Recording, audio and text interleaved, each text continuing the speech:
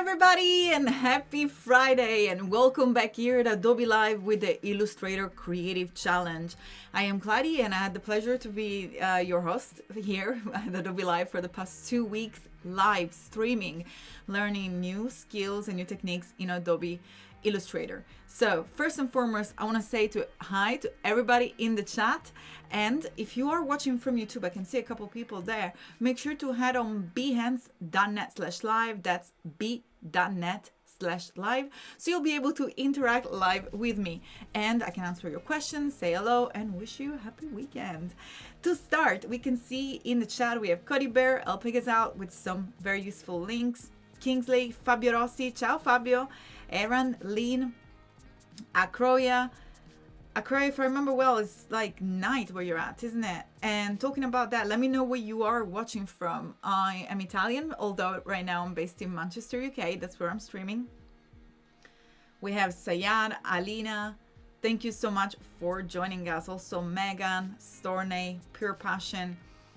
What a wonderful day today here at Adobe Live. Megan is saying, I love everyone's wrapping paper. They were all amazing. And if you don't know what we're talking about, and if you're joined today for the first time, don't worry at all. Let me show you how it works. So we're going to jump right into my computer.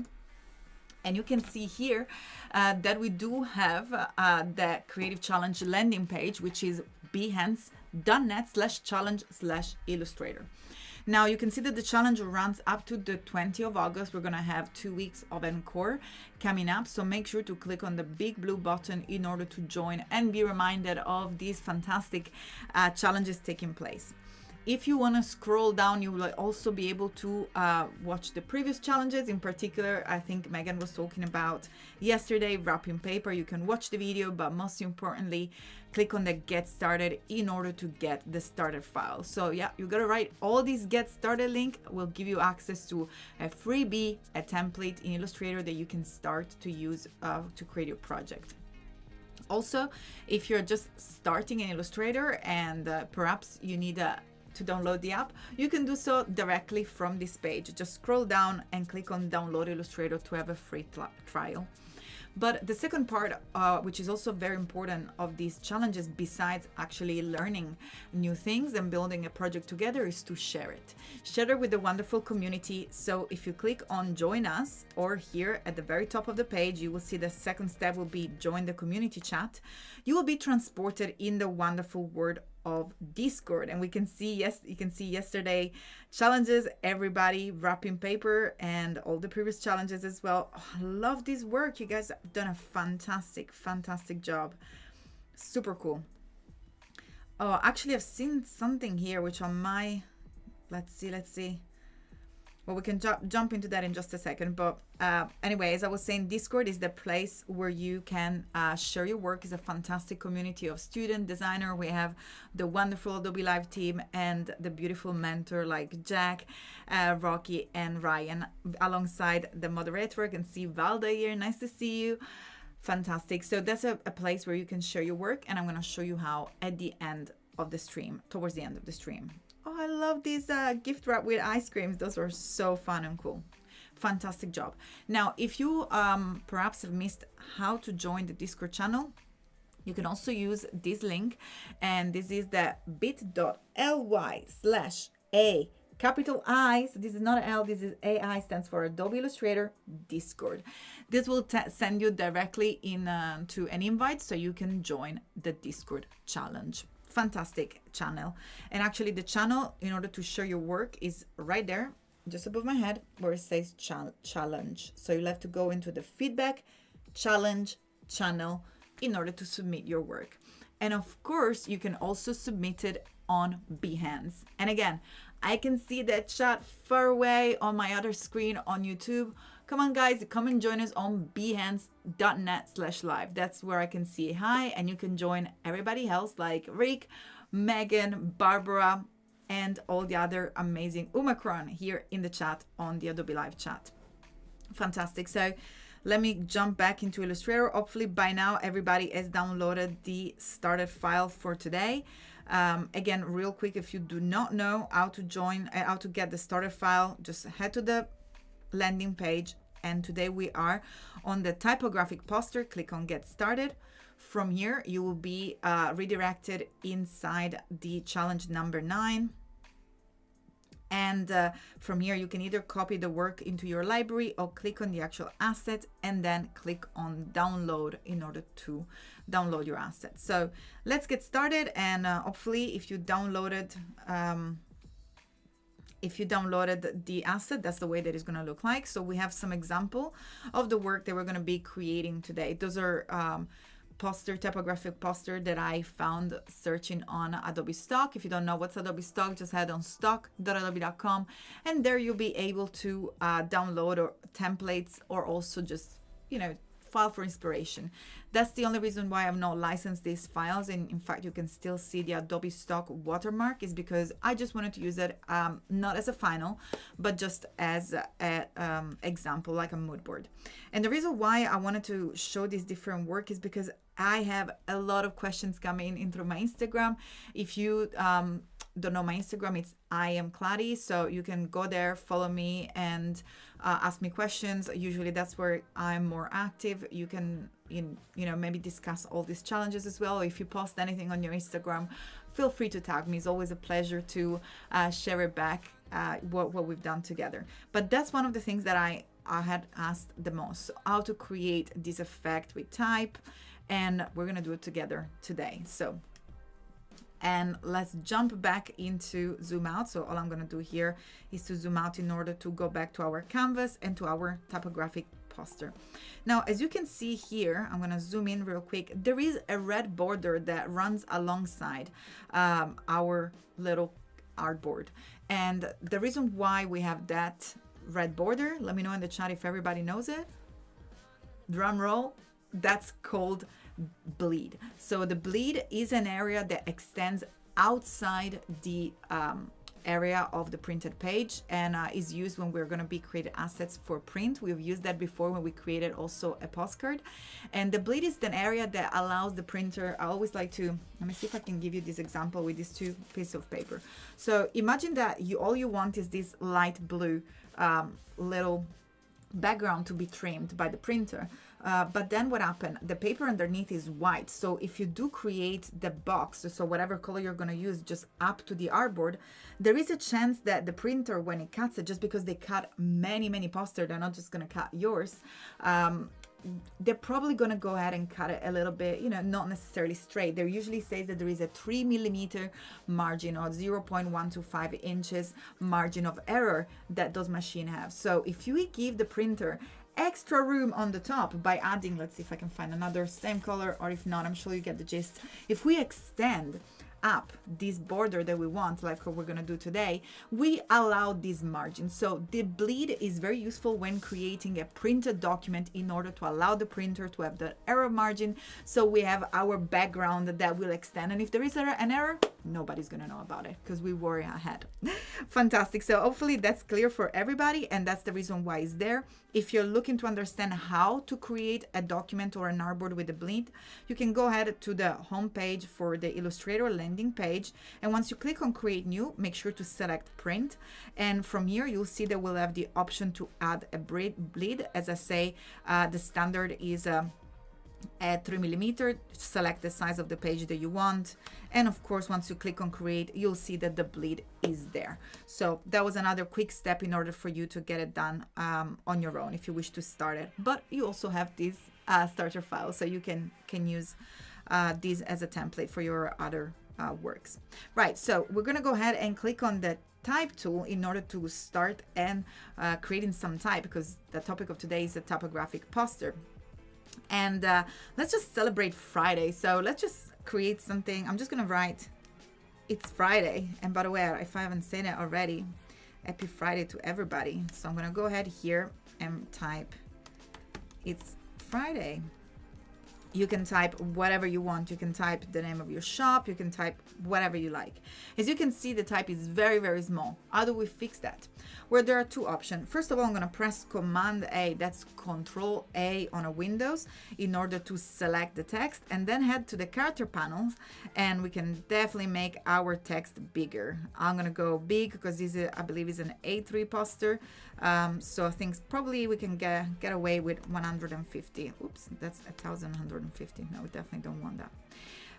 And even a little bit more. Let's make it bigger here. As you can see, because we are manually changing the size, the leading stays in a consistent value. And if you're wondering what the leading is, that's the space in between line. So if we go ahead and select the text again, and we make the leading larger and a larger number, you'll see that will increase the size in between the two words, in between the two lines. I'm going to make it a little bit smaller because I like the text to be nice and in one single block. Now, if you're wondering which font I am using, I am using the font called Futura. You can set your character family here by clicking on the down pointing arrow in order to set your font family. Now, how did I get to choosing this font? Well, I knew that I wanted to use a blocky font, that it was going to have a sans serif, so it was going to look nice and bold. Well, a very good way to have Adobe Illustrator helping you out selecting the right font for you is to use these beautiful filters. So click on the little icon here, down pointing arrow next to the filter icon, and you'll see that you'll have the chance to browse font by classification. So first of all, you can go ahead and select a sans serif, which is a font without the serif hanging out. This will be the serif. And then in terms of properties, I wanted a font with a heavy weight. And as you can see, you can refine more and more. So perhaps if you're looking for a handwritten font, it will give you other options as well. Now, whenever you select those filters, make sure whenever you come back to go ahead and select the filter again and click on clear all, because otherwise the filter will basically, they're there to help you out searching for fonts, but if you don't clear them, they will also restrict the font selection. So if I didn't have that font, if I had just a handwritten font, I perhaps could not find my Futura anymore.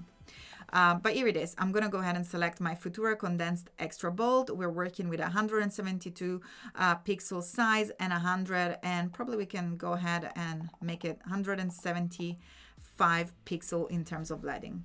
Now, as you can see here, that text box, that's a text area, allow us to change the size of the area. So that will be very useful if we perhaps we want to add more text, or we want to give it more line. That gives us space within the text box. But what if we are set with our text and we just want to make sure that the box fits our type?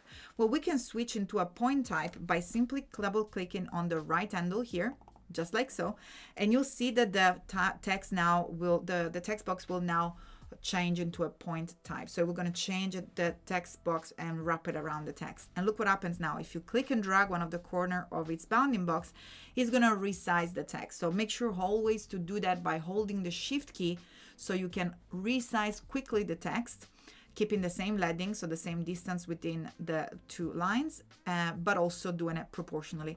Look what happens as soon as I let go of the Shift key, the text starts to get distorted. And if that's an effect that you want to go for, well, just do so and have fun with it. But if not, just make sure to hold the Shift key. Right, but let's go and let's do a little bit more of cool stuff. So I'm going to go ahead and hold the Option key and drag in order to create a copy of our text. So we have two different copies, and let's make a difference. Let's differentiate these two texts by giving them a different color. So I'm going to go ahead and select the first text box, press the letter I on your keyboard to activate our eyedropper tool, which is here also on the toolbar. Here it is. And then you can select whatever color you want. So I'm going to go ahead and select these like orange color, red orange color, coral, probably is like a coral color here. And then I'm going to go ahead and click on the selection tool or press the escape key in order to deselect this text. And we can select the other text and give whatever color we want. So in this case, again, I'm going to press the letter I on the keyboard or select the eyedropper tool and then choose whatever color you prefer. We can go ahead and choose this lighter cream color, just like so. You can use any color you wish, up to you. You can also change the color afterwards. So this is not a final pick. You'll be able to change the color afterwards. But what I want to show you now is how to create this wonderful effect where it looks like the text is almost like repeating underneath. How we can do that instead of creating many different colors and many different copies. So the fastest way of doing that is to using this wonderful tool, which is called the blend tool. And you find it here on the toolbar just above the artboard tool. We've been working with the artboard tool a lot during these streams. Click on the blend tool. Then all you have to do is to select one of the elements and then select the other. As you can see, we have a little plus icon that is appearing there next to the tool. I'm going to zoom in so you all can see it. And that says that that's going to blend the first element that we selected with the second one. And here we go, we have our first blend. Now what happens if we want this first text to be on top, because at the moment it's sitting behind? Well, all you have to do is to press the letter V to head back to your selection tool, and then select the first type by double clicking on it and entering the isolation mode. So we are entering our blend right now, which is automatically grouped.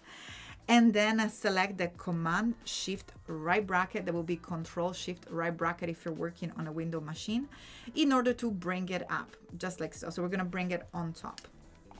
Fantastic. But what if we want more copies? 3 is just not enough.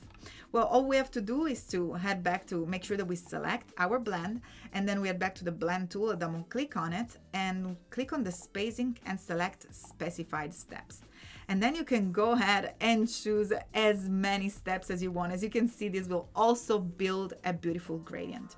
But what happened now is that we also lose the definition of our text. So there are 2 different ways in which you can achieve a better definition. So one is perhaps to double click on the first copy in order to select it and press Command C or Control C to copy it, and then paste it on front and give it a different color, or maybe just give it a stroke. So we have just the first one that is selected, or I'm going to press on delete and delete this one and just simply click on the entire selection and then give it a stroke. So our entire selection is going to also have a stroke, and you can set the stroke of whatever size you prefer. I think that either 0.72 or 1 is the one that I usually go for. Let's go for 1 millimeter.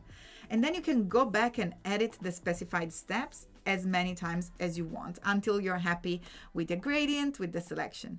And also don't forget that you can enter and move your tags in order to create many different effects for your blend, just like so. Then when you're done, all we're left to do is to create a background, and we can do so simply by pressing the letter M and accessing the rectangle tool and click and drag. Now, once we click and drag, I'm going to go ahead and show you, I've actually started to create my background from the bleed. So outside the artboard, exactly like we were saying at the beginning of the stream. I'm going to go ahead and select another of this color here. And again, use the Command or Control Shift left bracket to bring this to the back. And all these are going to be a color that you can change at any time. But most importantly, I'm going to go ahead and change also the color of the stroke. Perhaps white will make the text pop a little more. The most awesome thing with this fantastic tool is that you can use it with text, you can use it with shapes, but also, most importantly, the text is editable. So I can go ahead and cancel this text and just type something like, yay, it's Friday, instead of just the first sentence. Sorry, just instead of it, so we can actually edit the text. And then all you have to do is to copy the text and double click on the one at the bottom and make sure that you also change that. Although you can also have different texts changing together. Now, another question that I have also is, what happens if I do not want a gradient and I just want one single color coming through? So let's see how to do that. All we have to do is to double click at the bottom layer and press Command A to select it, then head to the appearance panel and choose whatever color you prefer. It can be white, it can be black, whatever color you wish, or any color from your swatches panel. And you'll see that the entire steps have changed color, and you can change as many times as you want. Everything remains editable. So that's the fantastic tips that I had for you today to create typographic posters. You can go and create your own. I'm very excited to show you, to see what you are going to be posting. And I'm going to show you real quick how to export it. We're going to export this as a JPEG simply by heading to our file menu and select export and export as. From here, you have different way to export it. All you have to do is to select your destination folder. I'm gonna select a new folder called poster inside my desktop. And from here, you can use a PNG or JPEG or different other way of exporting it. I'm gonna go ahead with a JPEG and make sure to select use artboard, and I'm going to use artboard number 2. This is very important also to make sure that we select the color mode, because we're set our file to print. We're going to select CMYK. Although if you're looking to share it on just on Discord, you can feel free to use the RGB mode, which is the right mode for screens. And then again, depending what are we working on. If we're looking to send this file to printer, we're going to double click to the, we're going to click on the down pointing arrow under the resolution and select high. So we're going to have a 300 pixel per inch.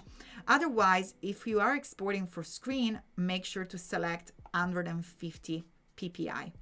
Now, that's another very important thing. When working with pattern and art, you want to make sure that in the anti-aliasing, I don't even know if I pronounced that correctly, it's always set to art optimized. That will allow you, if you had any problem yesterday with your wrapping paper, perhaps showing some borders of the tiles, is that you will have to go back and see the way they've exported your file. You always want to make sure to select the art optimized, especially when you have pattern. So in this case, if we're exporting for print, I'm going to go ahead and select 300 dpi or ppi and click on OK.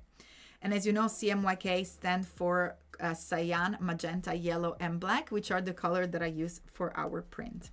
And now that our poster is ready to go, all we have to do is to make sure that we find it inside our machine. Here it is. It's ready to be shared with the Word. Maybe it was a different artboard. So it looks like that was artboard number 2. Let's select on the artboard 2 to make sure. Yes, so artboard number 1 was our poster. I should have checked that before. So let's do that really fast. Export as real quick. Let's make this one 00. So use artboard range number 1. And again, make sure that everything is set as we wish and click on OK to export it.